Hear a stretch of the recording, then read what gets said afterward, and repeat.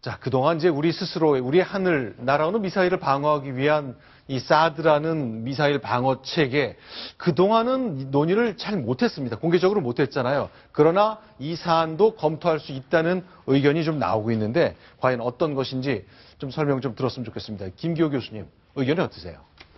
이 사드가 이제 그 미사일을 요격하는 데는 가장 좋은 방법인데요. 네. 미사일이 이제 발사돼가지고 상층으로 올라갔다가 대기권 위로 올라가서 중간에 떨어지는 단계가 있지 않습니까? 네. 떨어지는 단계에 150km 고도에서 네. 하강하는 국면에 제일 상층부에서 먼저 제1차 요격하는 게 사드고, 네. 그 다음 종말 단계의 마지막 단계가 패트리어트거든요. 네, 네. 근데 패트리어트는 그 한 45%밖에 네. 가능성이 명중률이 없는데 예. 사드는 80 내지 90%의 명중률을 가지고 그렇죠. 네. 지금 저렇게 상층으로 쭉 지켜 올라갔다가 네, 또 좀 중간 단계로 정리하겠습니다. 가고 있다가 이렇게 낮게 날아오는 낮게 미사일을 날아올 때 그 위에 고고도에서 막는 게 사드고, 네. 지금 바로 저고도 패트리어트 그린 부분은 네. 가장 마지막 최종 단계에서 맞는데, 네. 그때는 패트리어트는 한 시간이 1초에서 한 7초, 수초밖에 안 돼요. 네, 네. 그게 맞으면 그만이에요, 그냥. 네. 명중률도 떨어지고. 네. 근데 이제 북한이 가지고 있는 미사일이 장거리나 중장거리 미사일로서 하와이나 미국을 날아갈 때는 네. 저 사드가 대단히 효율적인 요격 체계이지만, 네.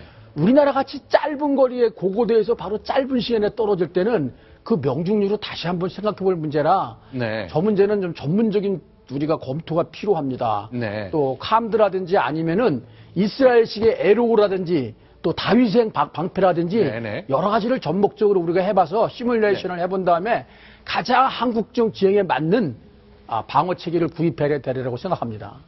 자, 그러니까 이렇게 낮게 날아오는 미사일은 페이트리어트라는 현재의 체제로 막을 수 있지만 저렇게 높게 날아오는 경우는 우리가 좀 수단이 없기 때문에 사드가 필요하다는 의견을 내왔습니다만. 아니, 그게 아니라 낮게 날아오는 것도 현재 한국군 패트리어트는 네. 막기가 곤란합니다. 네. 팩2 시스템에서 이제 팩3로 가지만, 네. 팩3로 가도 그 명중률도 저조할 뿐더러 네. 딱 한 번 수초, 떨어지는 시간이 1초에서 7초, 수초밖에 안 되기 때문에 네. 한 번 그냥 불발되면 바로 맞는 거예요. 자, 그러면요. 이렇게 네. 사드라는 시스템 그동안 논쟁적이었기 때문에 우리 정부는 한 번도 공개적으로 미국과 이 도입을 논의한 적이 없다고 설명해왔습니다만, 이런 체제를 도입하는 것이 북한의 핵 위협으로부터 위협을 낮추고 북한의 태도를 좀 바꾸고 중국이 북한을 압박하도록 또 만드는 요인으로 작용할 수 분명히 작용하죠. 왜냐하면은 사드에는 사드 혼자 발사하는 플랫폼만 있는 게 아니라 네.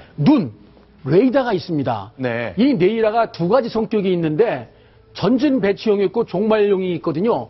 이것이 약 2,000km 이상 가는 거는 중국 전 지역을 감시하기 때문에 만약에 우리나라 지역 평택이나 이런 데 사드를 뒤로 왔으면은 이 미사일이 발사되는 것부터 중국군의 움직임을 네. 평택 일대에서 훤히 보기 때문에 중국에 있는 모든 ICBM들은 사실은 네. 그 헛것이 되고 맙니다. 네. 그런데 이제 우리가 조건을 다른 게, 그 방향도 북한 쪽으로만 해놓고 네. 저런 약 전진 배치용 2,000km 하지 않고 네. 종말 단계인 600km만 해도 니네는 안 보고 네. 북한만 보는 그걸로 고정할 테니 네. 믿어다오 하는데 중국이 믿겠습니까? 네. 또 연동시킬 수도 있거든요, X밴드하고. 네. 그러니까 그걸 못 믿다 보니까 중국이 배치만 해봐라 이렇게 나오는 거죠. 사실은 네. 저거 중국 눈치 보지 않고 사전에 미리 배치하고 들여와, 우리가 하는 것도 아니에요. 주한미군이 하는 건데. 네. 했었으면 문제가 전혀 안 되는데 여지껏 민기적 하다가 이제는 이러지도 못하고 저러지도 못하는 그런 형국에 와 있습니다.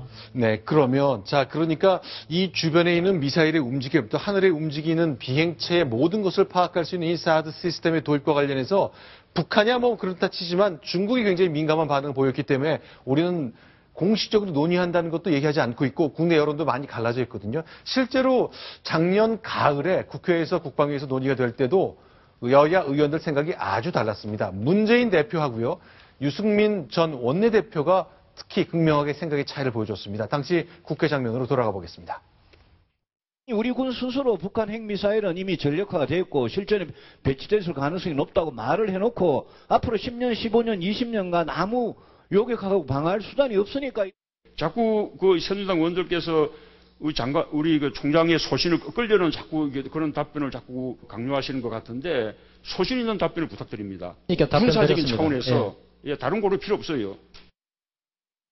네, 어떻습니까? 유승민 의원은 그 세미나 저도 그 자료를 가지고 있는데 네. 과학적으로 정확하게 알고 있는 지식을 가지고 하고 있거든요. 네. 근데 우리 군 관련자가 약간 좀 비겁하게 답변을 하고 있어요. 네. 예, 저게 지금 저도 군 출신이지만 네.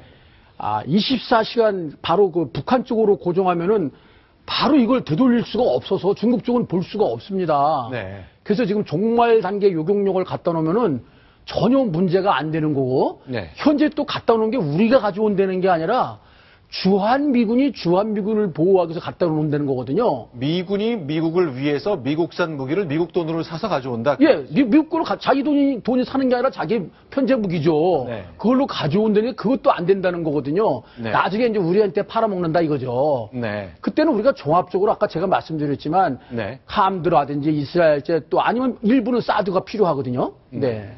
알겠습니다. 그리고 제가 드는 생각은요, 이 사드 논란 문제가 뭐 어제 오늘 일이 아닙니다.